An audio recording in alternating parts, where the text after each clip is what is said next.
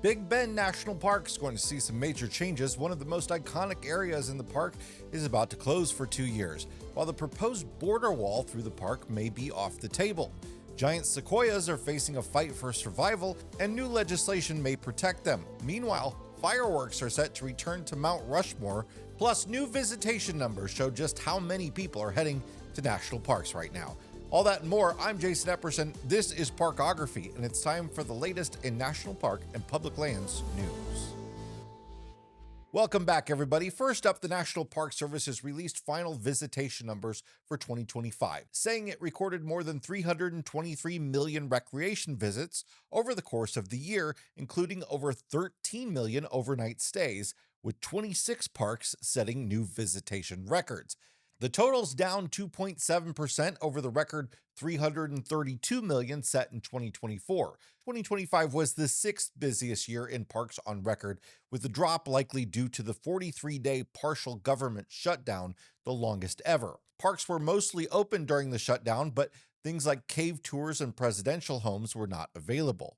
Quote, America's national parks continue to be places where people come to experience our country's history, landscapes, and shared heritage, said Jessica Boren, comptroller and acting director of the Park Service.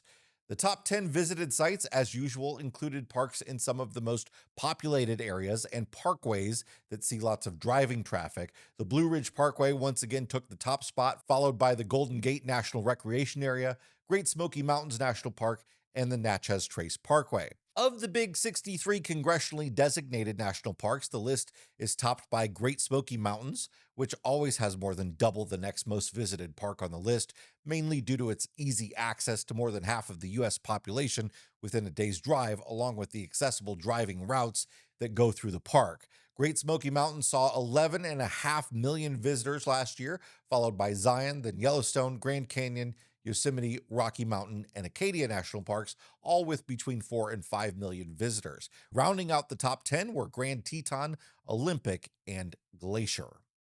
The National Park Service has announced that fireworks will again illuminate the sky above Mount Rushmore National Memorial to celebrate Independence Day on July 3rd, 2026.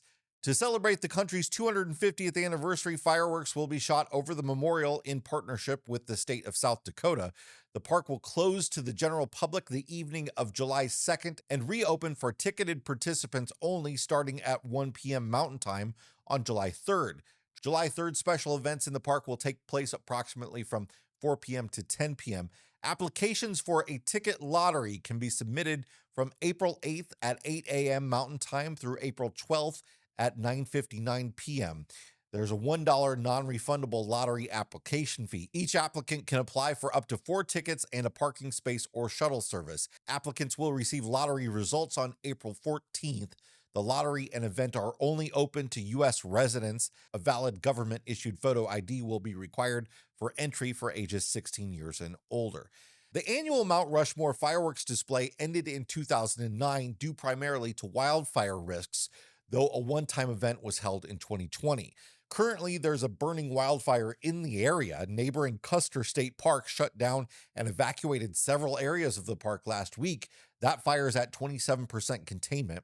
Most of that park has reopened, and there doesn't seem to be any effects to operations at neighboring Wind Cave National Park or Jewel Cave National Monument, though a short closure by the Black Hills National Forest briefly limited some access. That closure is being reevaluated and may return if the fire's pattern shifts. So if you're visiting the Black Hills area, make sure to keep up on closure information on the various parks' websites. An update from our last news roundup story about the potential border wall cutting through Big Bend National Park along the Rio Grande River. A newly updated map from U.S. Customs and Border Protection no longer shows more than 100 miles of proposed primary wall cutting through Big Bend and the adjacent Big Bend Ranch State Park. Instead, that stretch is now labeled as detection technology, suggesting a possible pivot toward surveillance systems rather than physical barriers. Previously, the map included a large section of planned steel bollard wall construction through the region. Federal officials say nothing is final. In a statement to a Fox affiliate, Customs and Border Patrol emphasized that the Big Bend region is still in the planning stage and that any final decisions will involve coordination with the National Park Service, Texas Parks and Wildlife, and other agencies. The update comes just days after 47 members of the Texas House sent a letter urging Governor Greg Abbott to push back on wall construction in the area. Lawmakers argued that the rugged terrain of Big Bend already serves as a natural barrier and that building a wall there would amount to unnecessary militarization of a remote and ecologically sensitive landscape. Longtime stewards of the region say the Rio Grande corridor is critical for wildlife movement, allowing species to move between habitats on both sides of the border. A continuous wall, they argue, could disrupt those migration patterns and fragment ecosystems that have functioned for centuries. For now, it's unclear whether the map change reflects a real policy shift or just another step in an evolving plan. There will, however, be some major construction at Big Bend National Park coming soon. The park's iconic Chisos Basin area is set to close for up to 2 years starting on May 1st as part of a major infrastructure overhaul funded by the Great American Outdoors Act. That closure will affect some of the most popular and developed parts of the park, including the Chisos Mountain Lodge, campground, visitor center, restaurant, and the only road into the basin. At the heart of the project is the replacement of the lodge, which dates back to 1964. Decades of shifting clay soils have caused significant structural issues, and park officials say rebuilding it from the ground up is the most practical long-term solution. At the same time, crews will replace critical water infrastructure in the basin, including pipelines that date back to the 50s and have outlived their useful lifespan. Because all of this work is concentrated in a single tightly developed area at the end of a narrow access road, the entire basin has to shut down during construction, and that means several of Big Bend's most popular hikes will be off limits, including the Window Trail, Lost Mine Trail, and Emery Peak. Now, the good news is that the park itself is not closing. Big Bend is massive, over 800,000 acres, and the vast majority of it will remain open, including scenic drives, river access along the Rio Grande, and more than 150 miles of hiking trails outside the basin. There's a new bipartisan effort in Congress aimed at protecting one of the most iconic and increasingly threatened natural features in the national park system, the giant sequoias. Lawmakers have introduced the Save Our Sequoias Act, led by Senators Alex Padilla and John Curtis, with companion legislation in the House. Giant sequoias, the largest trees on Earth, exist in just a narrow band of California across about 70 groves, totaling roughly 37,000 acres, and they've taken a serious hit in recent years. Fuel buildup from decades of fire suppression combined with hotter, more intense wildfires has led to catastrophic losses. In just the last decade, nearly 20% of all mature giant sequoias have been destroyed.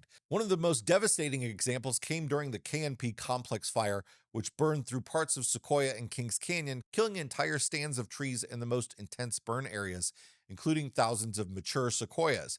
The proposed legislation aims to address that with a more proactive long-term strategy. It would fund large-scale reforestation in burned groves, formalize ongoing coordination between federal, state, tribal, and local land managers, and create a long-term monitoring program to track the health and resilience of sequoia forests. It would also support more aggressive forest management, like thinning and prescribed burns to reduce fuel loads around those groves. But that's where some of the controversy comes in. Critics argue that the bill could open the door to more intensive intervention in protected wilderness areas, including the use of heavy machinery, potentially conflicting with the Wilderness Act. Supporters, though, say the scale of recent losses makes inaction the bigger risk, and that without more active management, these ancient trees could continue to disappear.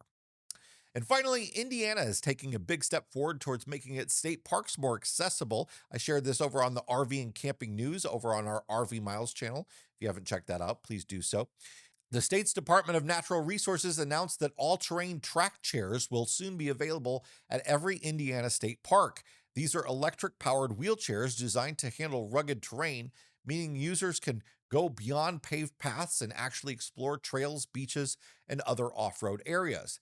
The state's purchased 45 of these chairs at a cost of about $1 million, funded through a grant from the Lilly Endowment. Once they're distributed, every one of Indiana's 24 state parks, as well as state park inns, will have at least one available for visitors to use at no cost. Indiana already had a smaller fleet of powered mobility chairs at select parks, but this expansion makes the program statewide, something leaders say positions Indiana as a national model for accessibility in public lands. That's it for this week's National Park and Public Lands News Roundup. Thanks so much for being here. If you got something out of this episode, hit the like button. If you want more like it, subscribe, and we'll see you next time. Bye, everybody.